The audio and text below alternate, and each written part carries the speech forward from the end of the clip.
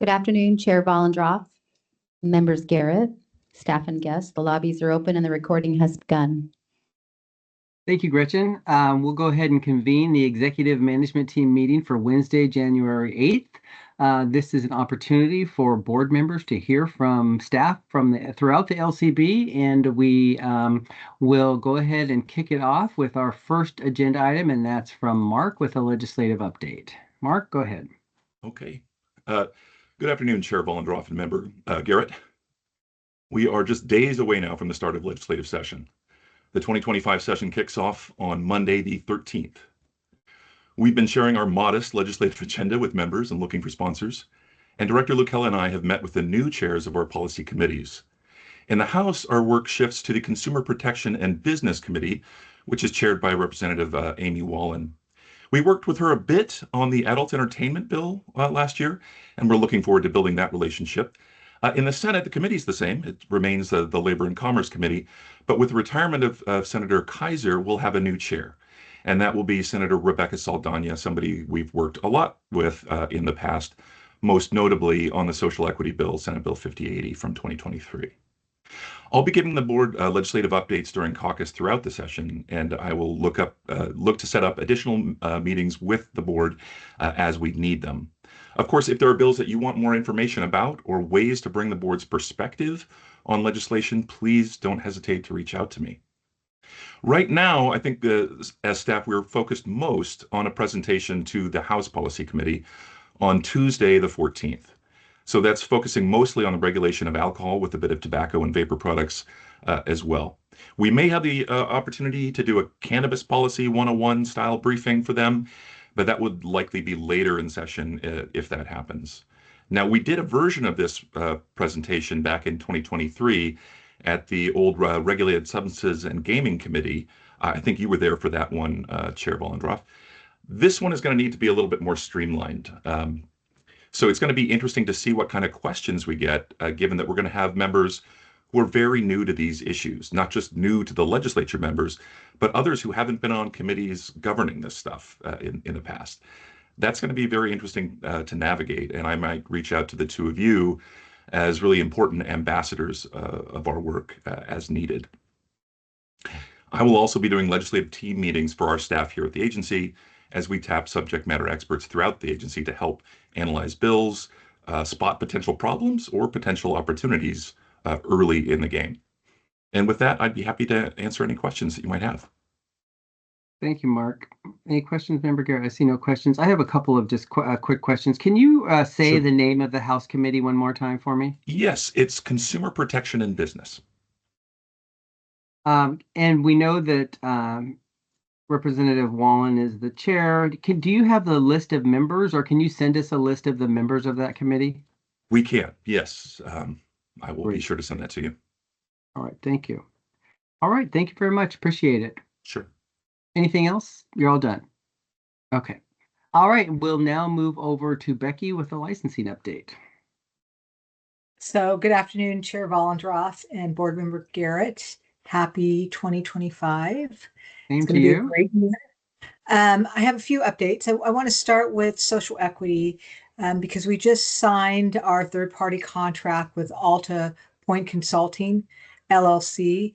This contract has, that definitely is a very thorough contract that had a lot of folks reviewing the contract.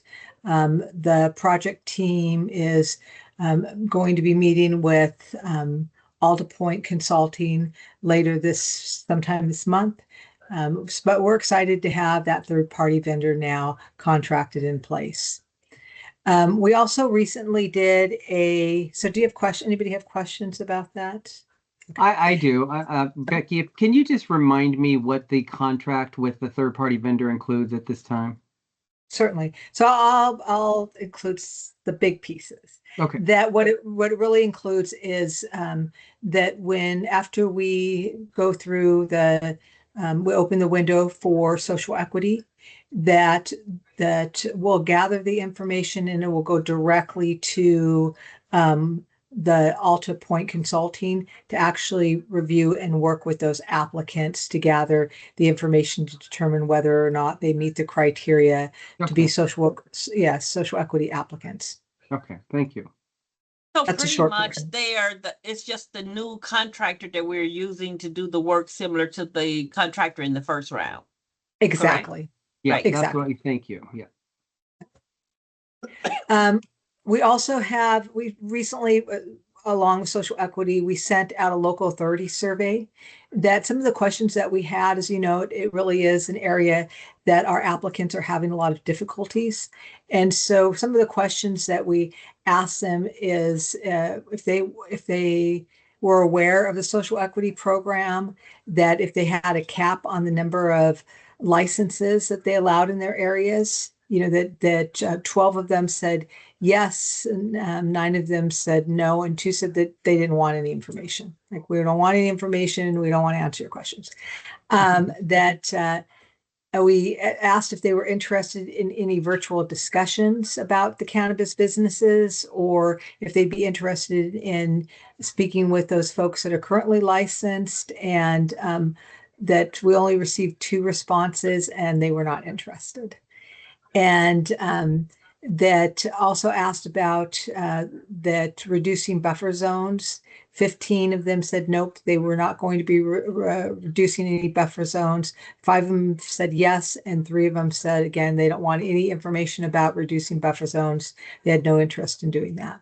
So, that it doesn't stop there. We're going to continue to reach out to folks. That we definitely, that we want to see that moved, more people allowing, or more jurisdictions allowing for our retail social equity stores to come in and do business in their area.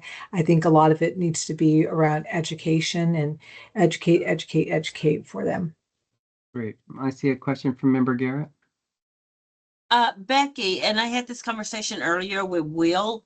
I think, and you could correct me if you don't agree, that it might add some value if the information we were given yesterday from the policy team, where it showed revenue and it showed different areas, how much revenue, and the ones that has been in moratorium, it showed $0. That if we take that, send that out to, and not even just the ban and moratoriums, to all, but send that data directly to them, number one. And number two, I don't know when our survey went out, but since we just had a election and new people coming in now in January in some new roles, that would be a good time to send that information out and see if there are new people within the areas where the ban and moratoriums are, to send that information to. Because with a lot of cities and different things having budget crisis and stuff going on, it could be something that stand out to them. Mm-hmm. Good point. So a couple of follow-ups is that we already send that data out. That when we reach out to local authorities, that's one of the ways that we hope to capture them, is for them to be able to see, this is how, like, look at what other cities and jurisdictions are receiving, and look what you're receiving. And so we highlight that. We send it out in a letter to them. But great minds think alike. And as far as the survey, we can definitely do that again. Yeah, I would do it again. And like I say, even now, because did I read somewhere today, Cle Allen is filing bankruptcy or something, and on and on. I mean, timing is everything. Yep. Yeah. And Absolutely. even with the others that are, people are looking to see. I mean, the city of Seattle is hurting for revenue, and on and on. So timing is everything. Yeah. Let's just Absolutely. try it again, and like I said, try it with new people within the city. Absolutely. Yep. We Yeah. will absolutely do that again. Yeah. Great. We do have, I think the last time we presented, we had maybe 6 social equity licenses, people that were licensed. We've that now moved to 7. That we still have 4 applicants that have found a location, and 2 are at their final stages of getting licensed. And Nice. then 1 is at final inspection, and the other one just needs to submit their insurance documents to actually be licensed. And so that it moves a little bit at a time, but we're making that movement. And I think it's something to celebrate, and I know there's a lot of other states out there that haven't even had one social equity retailer or application be successful. So I feel good about the progress, although small, we are making some movement. Yeah, you should. You should feel good. We did have some, I sent some letters out to our non-retail and retail folks, as I think I mentioned in the past that we had met with them, that small group but we did have some items that we were successful in getting done for them. For instance, business licensing services, there were application delays that we met with BLS, that we did share with them our concerns, that we are sitting down to see if we could make some changes in how they process change of corporate officers. That again, it's the conversation, it's being able to hear about their concerns and then following up. And I did send out a letter to both our retail and non-retail sides to let them know. They also had questions about public guidance on temporary licenses. So we shared that information about the temporary policy changes to be able to issue a temporary license. We again shared that on our website. We sent the information out to them in letter form, letting them know about that as well. And then license, premise barriers, shared spaces, contracting food services, outside food barriers, all subjects that we're familiar with because they've come up in rule, that we are aware. We are continuing to have conversations to see if we can get to a place that is a happy medium, but also being able to provide some guidance for folks about what they can do and what they can't do. And other than that, it's S&P, we are continuing to work on our user acceptance, that we're excited. Staff are really excited about this new system in licensing, that we have our education team working on the training, how it'll roll out, working alongside of our S&P staff. But we're all really excited to see what's next. I'm sure Tony's going to talk about that, but we're really excited about what's going to come in our future. Ollie? Becky, I haven't heard, unless I missed it, any conversation around, it used to be a hot topic of new things in the cannabis industry, smoking lounges, just other new things besides retail. Have we had any discussions, or is that something to even open up discussions on, or what could those things be? New in the industry? So I'm less likely to hear about that. I think that's probably a good question for maybe Justin, that he probably hears more from that industry than I do directly. Okay. Member Garrett, are you specifically thinking about things that might come up during session, or just things in general that might be hot topics within the industry? Well, just, is there anything else, knowing, right now retail and banning moratoriums and things are making it less lucrative for folks that's trying to come into the industry under social equity? Are there new things to talk about that they can do and get into the industry? Yeah, okay. And what they are, I don't know, but that used to be brought up a lot. And when we would have some outreach of new license in the industry. And I forgot what all they were. I know one had to do with the smoking lounge, but there were other things. I don't know if it was delivery, or it just came to mind that used to be a topic that I don't hear anymore.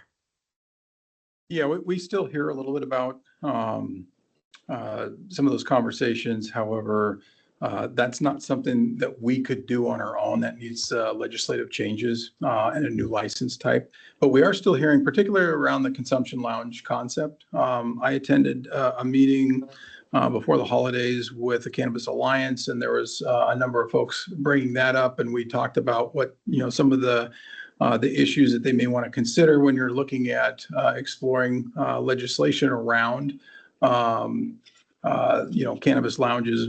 Obviously the first and foremost is the Clean Indoor Air Act and those types of things. And so really trying to help people form some thoughts around that. So when they do talk to legislators, they're prepared to address some of the challenges and concerns.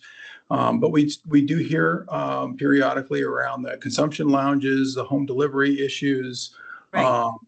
I think those are the two predominant ones. And then, of course, outside of the commercial industry, we continue to hear about the interest for home growing as well, which we understand that there's likely to be some interest in that again this legislative session. Yeah, but that was the other one. So, and you're right, it's going to require legislation, the delivery, that was the other one I would hear about. Okay. Well, and the longer that we have had legalization and more states have come on board, there's different versions of this happening in other states. I think California or Las Vegas just approved consumption lounges. And so we'll have more opportunity to see what other jurisdictions are doing, I think, to have us model anything after in the future. So that's good. That's great. Okay. Anything else, And Member real Garrett? Yeah, Go real ahead. quick. I'm gonna be jumping off at 2. I have to jump on to something else, and when I'm done, I'll come back on. Okay, great. We'll just continue and see you when you get back on then. All Okay. right, Becky, anything else to add, or are you done with your update? Nope, I'm done with my update. Thank you. Okay, I just want to acknowledge, I said this to Becky this morning when she and I had a conversation. I had the opportunity to attend her annual summary of 2024 with her staff on Monday, along with Will and Tony, and just wanted to acknowledge the great work that you guys are all doing. And it was so, I was so grateful to get the opportunity to sit and hear from leaders within your section and hear the various things that they're working on. And I know that they only touch the surface of all of the work that they're doing. So just wanted to acknowledge that and to, offer my thanks to you for setting that up, and just thought it was a great way to kick off the year. So thank you for that. Thank you. All right, we will now go to Paul and get an enforcement and education update. Paul? Good afternoon. Happy New Year. Happy New Year to Vollenhoff. you. Thank you very much, Member Garrett. I'm going to start off with our hiring recruiting.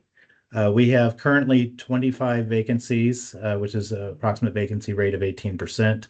13 of the LEOs are in background, and we have 3 of the recruits that are in the academy currently. In November, we filled 9 vacancies, which is a captain, 2 lieutenants, 2 officers, 2 compliance consultants, a chemist, and an AA3. So we're just moving forward with that. We have currently 10 LEO applicants in the background. Great. This is good news. The compliance for the fourth quarter of 2024, liquor is at 73%, which is up a little bit, not a whole lot, from 71%. The discussions are ongoing, and they should be concluded this month regarding rechecks and education that goes along with that, so we can properly measure recidivism. And I think that's a very important tool. That's something that we was pulled away from for a little while now, and we need to get that back in there so we can actually measure that compliance. Delivery and curbside pickup is at 75%. That is up as well. Some of the complications that the staff are having with those is finding businesses that are willing to utilize a third party. Many of them utilize their own staff or whatnot, but they're just pulling a bit away from that. And I think it's a couple of the feedback that we received from businesses in the past was they feel that they shouldn't be accountable for a third party's mistake. Even though they've acknowledged utilization of the third party. They're in contract with them. Cannabis is at a continued high compliance rate of 96%. Tobacco vapor, they're at 83% right now, and they're steady and fast on the SINAR checks, which is the tobacco compliance checks facilitated through the Department of Health. And our FDA team is at 85% compliance. Any questions on those so far? No questions. Perfect.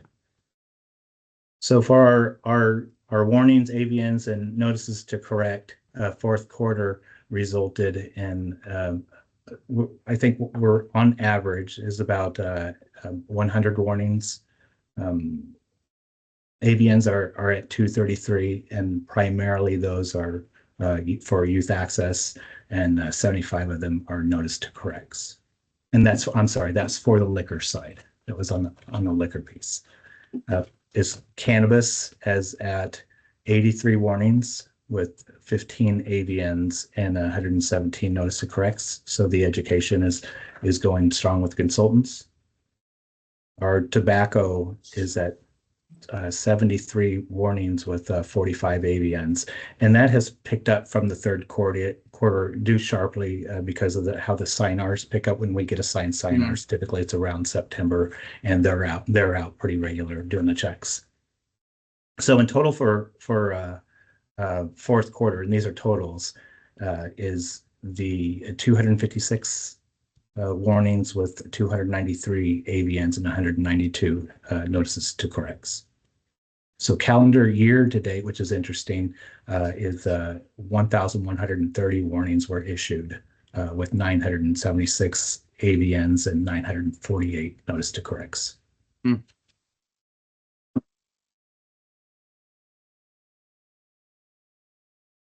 And I want to move along, make sure I'm covering this stuff.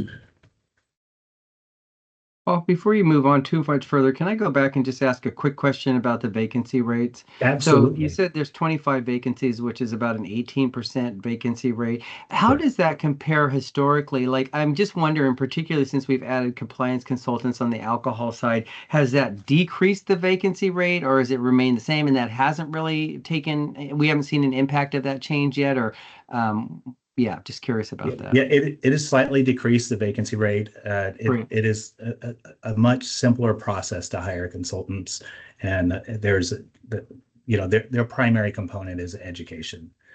So our that position is typically not too difficult to fill, and it fills fairly rapidly.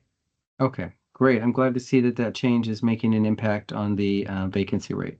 Yeah, absolutely. And we're currently realigning or aligning some of the duties for the liquor compliance consultants. And, after analyzing some data, it looks that we can shift a focus towards new licensing inspections. And what we don't want to do is we don't want to disengage some of the officers, or many of the officers feel that a bonding component, the rapport, building relationships with it. So they don't want to lose that. So we got to make sure that we navigate that to involve the consultants and the officers while they intermingle with that. And that could be a process that's a combined process, but it is fairly time consuming. So we're just kind of trying to make sure we navigate through that. Great. And just for clarification, and Will, maybe this is directly to you, the governor has put a hiring freeze. That doesn't impact the E&E officer positions. Is that correct? That's correct. The E&E officer positions are not part of the hiring budget freeze. They're specifically called out. Okay, great. Thank you. And Director Luckello has also approved a few of our consultants as exceptions as well. Thank you for that. All right. Thank you, Paul. Go ahead. Okay, so moving towards education, for the liquor side, there's been a total of 14,000, over 14,000 educational contacts. Cannabis has received over 8,000, and tobacco and vapor are over 2,000. The top education topics are regulatory, youth access, public safety, licensing and permits, and failure to utilize traceability. And we're going to see many of those that would result in the notices to correct. For the totals of 2024 for the fourth quarter of 2024, total education contacts is 5,990, and that's just simply in the fourth quarter. And I think with us adding the consultants for on the liquor side, we do obviously have a focus for the education component, and again, we're also aligning where that could benefit compliance, right? So our focus for the compliance checks, because although there was a slight increase for the fourth quarter, we want to ensure that the businesses that are out there, that they're, especially the repeat violations, the one that have more of a propensity for youth access, we want to make sure that there's a strong education component going there, and then progressive action will come after that.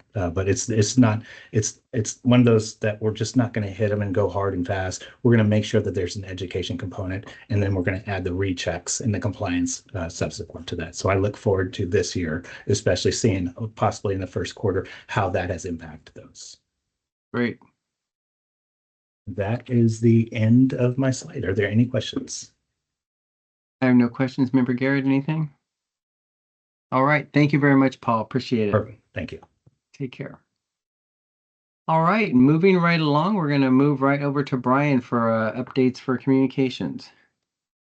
Thank you. Happy New Brian. Year, Chair Volendroff and Member Happy- Garrett. She might have stepped off here.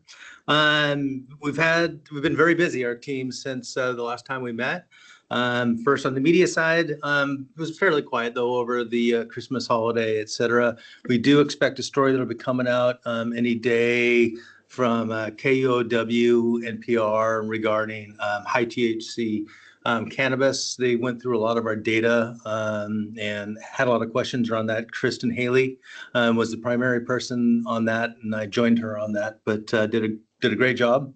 The reporter was still asking me questions as of yesterday, but he says it's about to launch.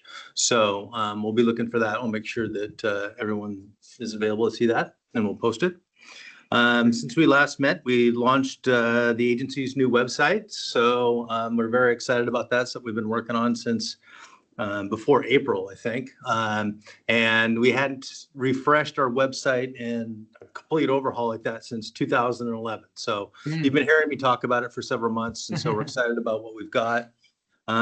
We expect to fix some stuff that didn't quite, transition over perfectly, but it hasn't been too many. And when we hear from folks, you find something, let us know, and we'll make sure that we basically reattach things. That's kind of what happens, is that they lose the attachment on that.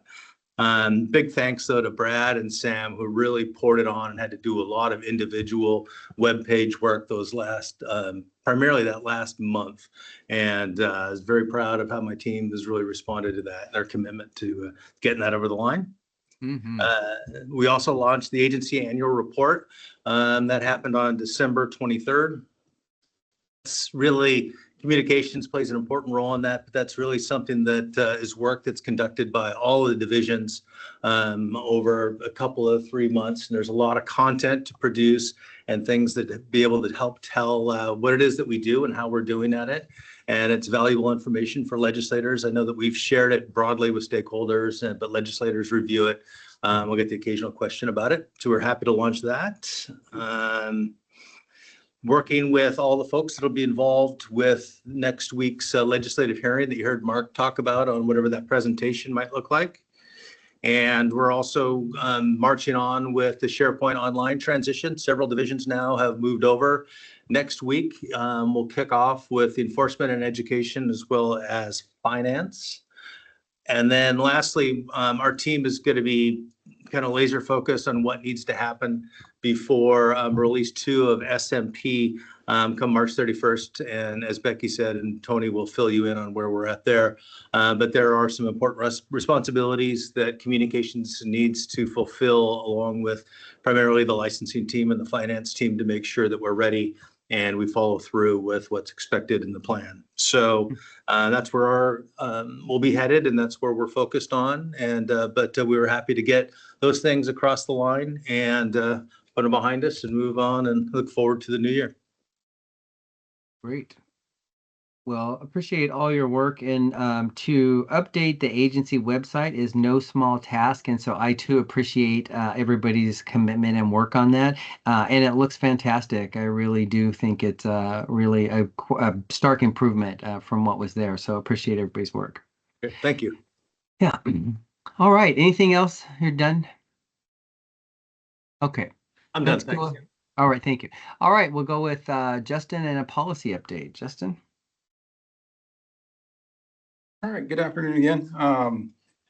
So a few things going on, obviously, in the policy area. You guys, everybody got an opportunity yesterday to see the data dashboards that our research program is putting together. So that work is obviously continuing. We have the 2 live dashboards if folks weren't aware of those that are online now. And then we're also having continuing work. I think we have our 4th dashboard meeting coming up. And so we have in the works several other dashboards that we're looking at having publicly posted. And so hopefully we're able to meet the needs of the folks that are looking for this data. And then the real positive with this is they get to interact with it. So it's not just a stagnant slide. They can actually drill down in those areas of interest. So we're really excited about that. Mm-hmm. So also on the research side of things, part of our strategic plan for this fiscal year is, coordinating agency-wide approach for surveys. And so that's something that our team has been doing. The goal of the initiative is to help increase our efficiency and develop consistent processes across the agency. And this also will help improve collaboration as we're looking at a variety of different topics that we want to explore and gaining multiple interest points from the different divisions. And so information's already been sent out to our leadership team, and we're going to be going to all employees. We're going to have information going out to all employees in this Friday's communication roundup. So folks can look forward to that internally. We have the bud tender survey. We did receive the exempt determination from the Washington State Institute of Institutional Review Board, the IRB. And so that survey will be clarifying how cannabis retail employees see the role when interacting with the consumer and their interest in further education. And so in part, what we're trying to do is to help DOH, the DOH optional high THC training, and also follow up on last year's survey findings about the need to better understand how bud tenders are interacting with those customers. So the survey will be going out within the week, or I should say within the next couple of weeks. And we did push it back a little, given the DOH high THC signs that are mandatory to be in place at the end of the last calendar year. So our team's been helping a bit with that. So we pushed the survey out a little bit further. The research briefs, so we've had additional completed research briefs that are online. They're on our public-facing website. And we have a few in the works, including BAC driving limits, cannabis consumption lounges, as we kind of mentioned earlier. So our research program is taking a look at that from a peer-reviewed data standpoint, as well as alcohol common consumption areas, which is a thing that people have been interested in for quite a long time.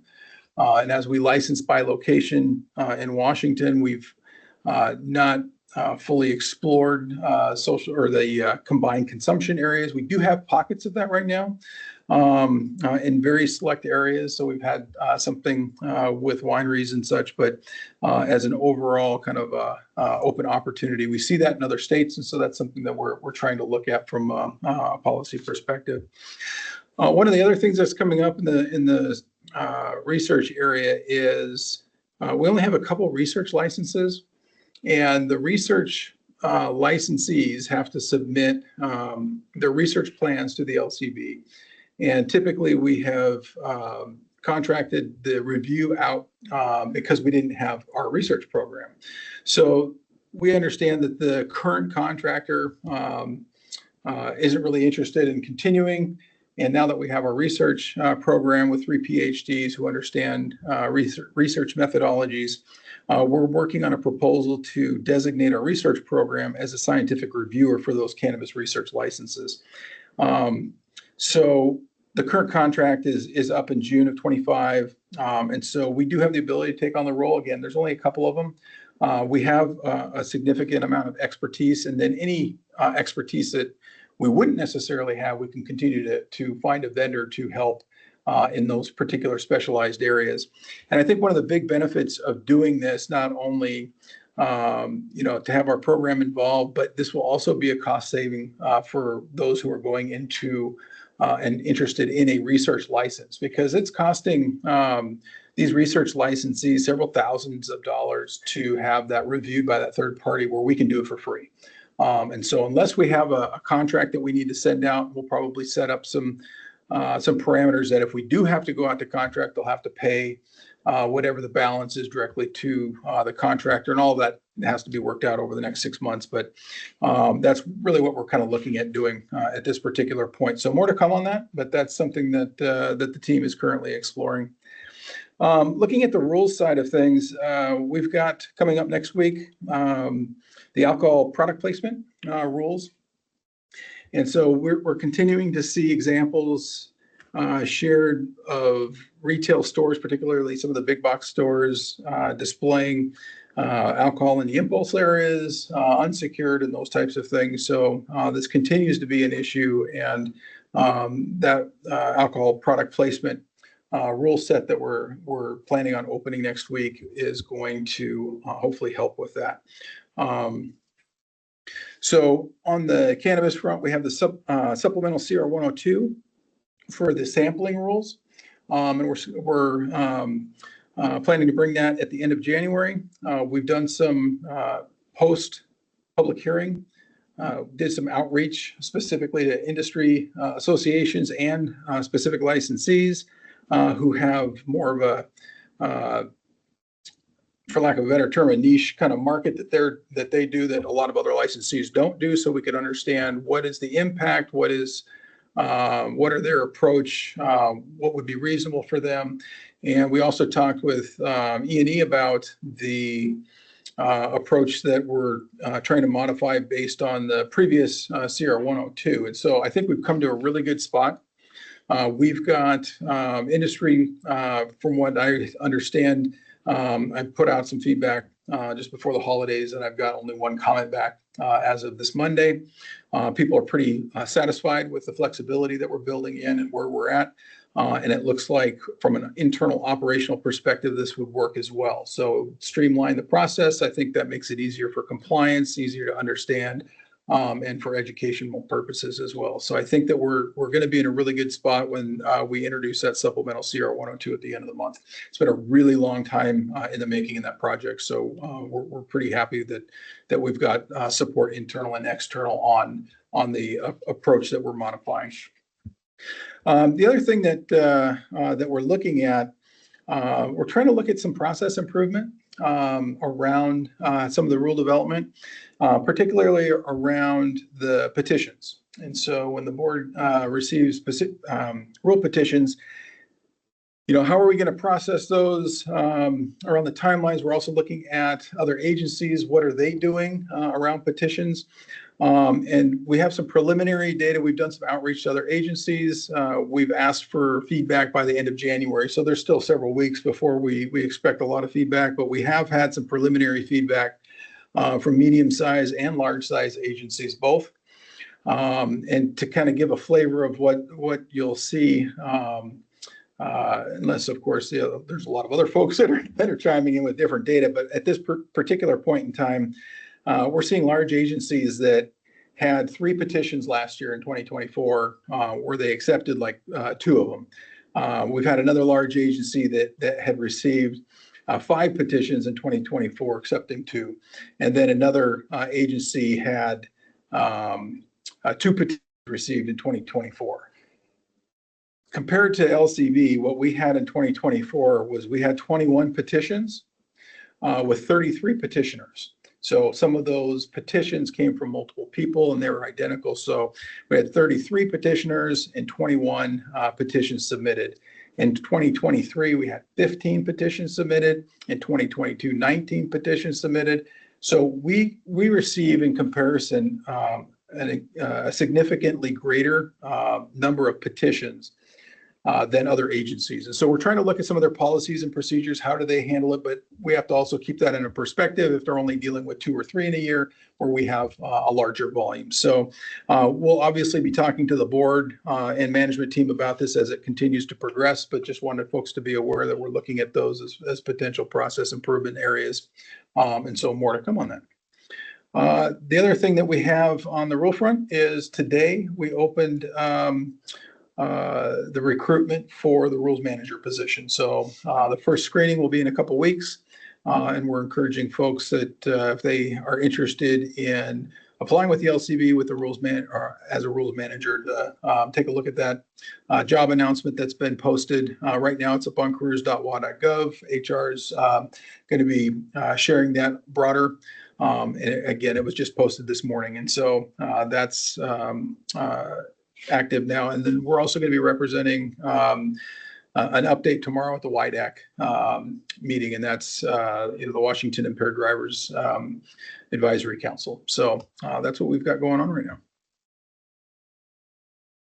Any questions from anybody? You're muted, Jim. Jim, you're muted. Sorry about that.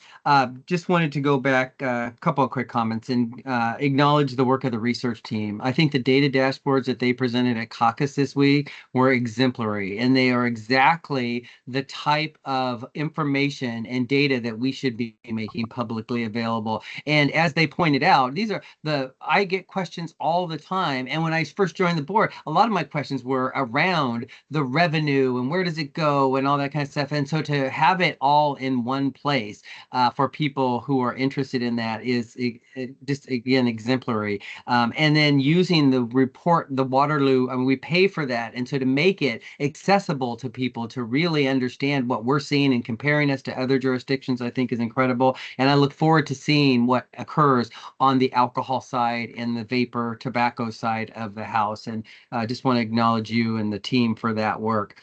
I too support the review that you're looking at related to the number of petitions. I feel like, I've been in state government for a long time. I've worked with a lot of state agencies, and I think it's great that we engage with community to the degree that we do. Sometimes, however, it feels like we take on more than we can accomplish in a reasonable amount of time. And in the end of the day, I don't believe that's necessarily the best customer service. If we take a petition and can't get to it for 12 months, I just don't know that that's the best response to the community. And then likewise, we're starting to ask our internal staff for suggestions around rule petitions. And when we can't get to those because we're so backlogged on other things, I don't think that's the best process either. So I really appreciate the work that you're doing to dive into that and to maybe, just review what's the most appropriate level given our staffing and given our capacity and that kind of stuff, so that we are not taking on more and we're prioritizing things. And so it'll be helpful to the board itself for that work, and look forward to hearing more about that. So yeah, thank you for your update. All right, well, moving right along, we are up to Tony, who's going to give us our general agency update. So Tony, I'll turn it over to you. Thank you, Chair Vollendroff. Today, I'm going to start off with an update on our traceability project. I met with Kristen Boyston yesterday, and she and Dustin Brown make up our traceability project team. They ended the survey with licensees at the end of the year, and they received approximately 390 responses. Wow. That was great. They have already met with the research team to figure out how to best present that information. And so I'm really excited that they've thought ahead to work with the research team to figure out how to use this data. Yeah. I'm hoping that we can come back to you perhaps at EMT or out of caucus in February and show you the results of this survey to licensees. We only had 2 integrators who answered the survey, but we do have notes from previous meetings and work groups with integrators that team has that will incorporate in the information moving forward. Kristen has also met with other states' counterparts to talk about what they have done related to whether they did a feasibility study before they did an RFP or an RFI. And she's getting some good information from other states. I'm excited about that. She is looking at the requirements that were previously developed for the RFI that went out about a year ago. She's finding some duplicates in there and some cleanup needs to be done regarding that. And she's going to look at those in conjunction with the survey results and see if we have a consistent theme or if some of the requirements need to be changed. She's also continually meeting with Brian McQuaid and with others regarding our CCRS enhancements. And they are doing a chart which will show us what does CCRS do now and versus what were the requirements that were compiled by agency staff for a future traceability system. And so we'll have a chart where you can see basically what CCR doesn't do that people believe would be helpful in a traceability system. So I think that will be good as we talk to the legislature about further funding for traceability and explain this is what our current system does and this is what we believe after doing surveys and possibly a feasibility study, if we get to that, what we think traceability should look like. So it might be helpful in future funding requests if the agency chooses to do that. So I'm excited that they're preparing that side-by-side comparison. And so she's also going to come to the director's office division meeting and present all this information. So we'll have it in more detail in a week or so with the director's office. The next item I have on my list is the governor's orders for the hiring freeze and the contract freeze for spending over $10,000. That is keeping Will and I very busy. The exemption requests keep coming through.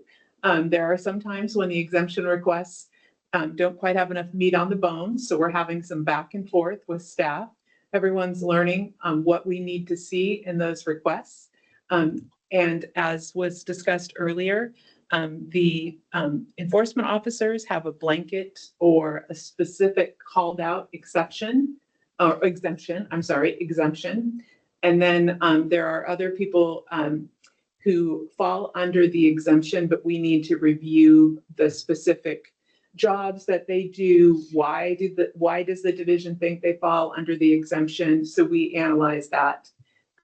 There can also be exceptions to the governor's order, which we can look at as well.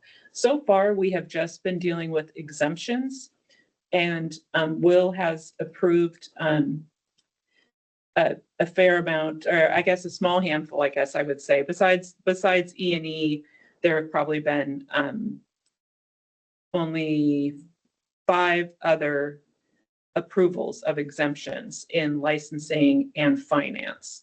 And so HR is tracking all of this for us. And this all becomes very transparent because eventually we'll report it will become transparent because we'll report all of this to OFM. And so regarding spending and the other governor's order for the $10,000 amount, that is, I will say, it's been eye-opening because we're seeing a lot of where the agency would just typically spend money. And now we're having to look further at it. So that's been a good exercise, I will say. Yeah. We're uncovering more. And we're asking more questions, especially my boss. He has lots of questions, lots of good questions. He's keeping me hopping and keeping the directors hopping with questions. And that's good. That's very good. That is good. Where before it might have been more of an automatic yes, now it's lots of inquiry. And so that's really healthy inquiry, healthy inquiry to our budget, to our spending, right? Yeah. We're looking at that. That spending does affect things like facilities issues and leases and all kinds of things. So it's going to affect E&E. So we have a meeting with OFM about that on Thursday, and things that we took for granted before. We took all of these things for granted before, and now we have to take more time and figure out, is it going to be allowed? Is it the absolute most economical way to go? We always looked at of course, being good stewards of state dollars, but we're under specific guidelines now that we weren't under before. So it's a really good exercise for us to go through, but it is very time consuming. And so we're making our way through that. The E&E director interviews are underway, I'm happy to say. And so we are still accepting applications for that position because it's open until filled, but we have had our first round of interviews. So that's underway. Those were with the captains from E&E. Great. So the next set of interviews will be next week with the peer group, which is the management team. So, and finally, as people have mentioned, with SMP, we are very, very busy with testing and with training. And so the project manager for Accenture, her name is Gabby. She mentioned the other day that we are almost down to 90 days from release. And she said she literally gets goosebumps when she thinks about that. And I kind of get that feeling too when I stop to think about it. It's pretty exciting. I've been at LCB for 3.5 years and been working on this the whole time. But as you may recall, this is really a 10-year-old project that started and stopped several times. It might be older than 10 years because now, but anyhow, it's a very old project that has started and stopped. And so the fact that we are almost to the 90-day mark from release is really a big deal. Staff are feeling a lot of, I would say, some pressure right now because I'm super excited that Becky reported her staff is excited. And we want to continue to be positive about this. But I also recognize that there's going to be some other feelings as well, some stress.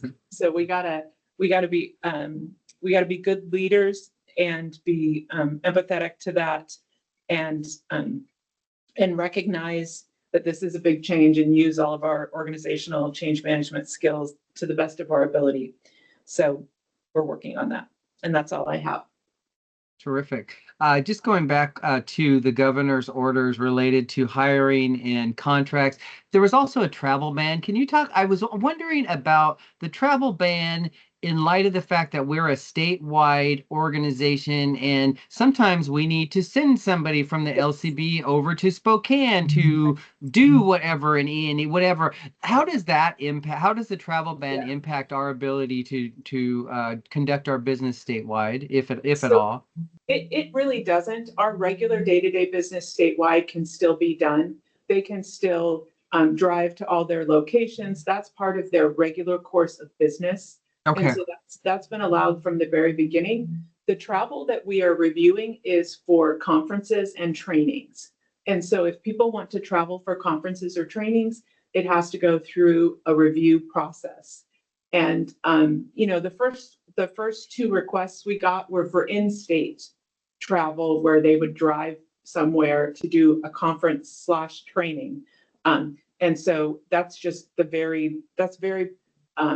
it's at the very initial stage where people are requesting to go to a training, but again, in state, but people are allowed to continue to travel throughout the state. And our E&E staff often train each other. And so they can still travel, stay in a hotel, be paid per diem for their travel as they train each other. That's part of their normal course of work and should continue. Great. That's helpful. And I'm glad to know that it's being rolled out sensibly so we can continue to do our business. And so appreciate that. All right. Anything else, Tony? No. All right. Thank you very much. All right, Will, I'm going to turn it over to you for director's comments and to wrap us up here. All right. Well, good afternoon, Chair Volendorf. Good afternoon. Just some quick updates. Mark touched on it, participated in meetings with legislators on a variety of topics. They've been great meetings, and we look forward to engaging further as session is right around the corner. And so I think it's Tuesday when things get kicked off. So looking forward to that. Been participating in executive and small cabinet meetings. And of course, the topics include, the governor's transition, which also takes place next week. and the budget freeze. Mhm. And so there've been some interesting meetings. And we look forward to the incoming governor and getting to know the other cabinet members. I have a quick question about the governor transition. Sure. And this maybe you don't know either because this is new for you, I'm assuming too. But are there any implications to state agencies during a governor transition, or is it pretty seamless for state agencies when there's a transition of governors? Boy, I don't know if I can answer that question. I mean, I would think that. So I can tell you that there's some agencies that have appointed, and Brian Smith would be the right one. But I can tell you there's a couple of agencies where they've appointed someone, and in the interim, before that person takes the position, they've got somebody internally that helps them transition a little bit smoother. But I don't know if Ben can. Do we know anything? Specifically, do we know anything? For example, Kelly Wicker's been a contact. Sherry Sawyer's been a contact. I mean, there's got to be new faces and new names and those. And is it too premature for us to know any of those kinds of transitions at this particular point? Yeah, we haven't been advised of Okay. who our primary contacts are as of yet. Brian, were you going to add? Yeah, I would just, there's a lot of kind of a waiting period right now. If there's not a natural handoff, say so-and-so will be your contact going forward, there'll be this little gap or a lull, and then give them a chance to get their feet, get used to moving into their new space, and then they will kind of figure it out and do that. And as you know, and of course, with any new governor, they're going to come in and they're going to want to put their own mark on things, which sometimes does impact the work of the agency. I know in my past, they've had special things they want communications teams to be able to do to support the governor's policies and things. And so we'll see what comes of that, but that's something that I know that I've experienced in the past. Great, thank you. Okay, let's see. Attended the annual Canada member meeting. So Justin and I presented on a panel with representatives from the state of Colorado, the Marijuana Enforcement Division. And so very fun for me. I'm sure it was. You know, but the topic of the panel was lessons learned by the adult use regulators in Colorado and Washington. More of a teaser than it was anything else. It was a real short time frame for us to talk about the last 10 years. So we look forward to more conversations with regulators as they start reaching out and picking everybody's brain. Let's see, we've had some internal meetings. Thanks for mentioning and stopping by, participating in the licensing division's year-end review. Really enjoyed that. I really enjoyed being able to see all the accomplishments of staff. I feel almost like we need to start a kudos acknowledgement section because the website is phenomenal. Brian, your staff did a great job. The website's phenomenal. Brian actually messaged me, and as they were starting to roll it out, I looked at it on my phone, and I don't know that I've been happier in a really long time. So great job, your staff. And then lastly, all the board members know I was actually taking a class in advanced tribal relations, and I completed that first course in December. I can tell you it's interesting going back to school while you've got a full-time job. That's what I'm going to say. It was course 1 of 3. So the next 2, we're going to see when I delve into the second one. But great information, things that will help strengthen our government to government relations. Did you get your final grade? I did. Yes, we could talk about that offline. Okay, any other questions? Well, congratulations for that. And I think it is incredibly important and helpful in the work that we do. Yep. Well, thank you. That's all I have. All right. Well, I think I don't additional team updates, anything else, or I don't have any final inquiry. Well, actually, I do have one quick thing, and that is that I think that there is no formal announcement about a new board member at this particular point, but I think we are getting closer. I'm hearing rumors that there will be a new board member coming on in the near future. I am interested in continuing to have conversations about some of the things like just Justin in your area talking about the rules petitions and talking about the board meetings and talking about the various structures. As the new board chair, I'm interested in learning more about the different areas. I've been very clear with Will since I've been appointed to this position and want to be very clear about my role and the role of the board and the board staying in its lane and not getting involved in operations. But that doesn't mean that I'm not curious and that I oftentimes find myself just wanting to learn more, not to get involved and to be a part of operations, but just to understand our business more. So I just share that with you. So if you get an inquiry from me, and I also want to, remain open to being told, hey, it feels like you're kind of coming out of your lane a little bit or whatever. I'm just really open to getting that feedback. But just know if I ask a question, and I'm going to give a specific example, Paul, I'm going to use your area as an example. When the year-end notice came out that retailers had to post about high THC concentration products. When I saw that go out, I went and I reviewed the RCW just so I could see what the RCW said compared to what was put in the document. And then I started down this whole rabbit hole of, wow, I wonder how E&E operationalizes this and how do officers get trained and, how much time are we going to give people to just, get, educated on this, and at what point are we going to start being more on the enforcement side? And I backed off even going down that track until I talked to Will a little bit, who told me, yeah, it's fine to talk to Paul about those things. And again, not because I'm interested in the operations side of things, but just as a board member, I feel a obligation to understand our business. And so those inquiries are all about understanding our business more than they are getting involved in the operations thing. So just wanted to share that philosophy that I kind of bring to the table, but really do feel like the board has a very distinct and separate role than operations and want to adhere to that as we go down this road and bring on a new board member. So that's all I have to say, and looking forward to working with everybody in 2025. All right, well, I think we're done, and I'll adjourn us now. Thanks, everyone. Thank you. See ya. Thank you. All right, bye.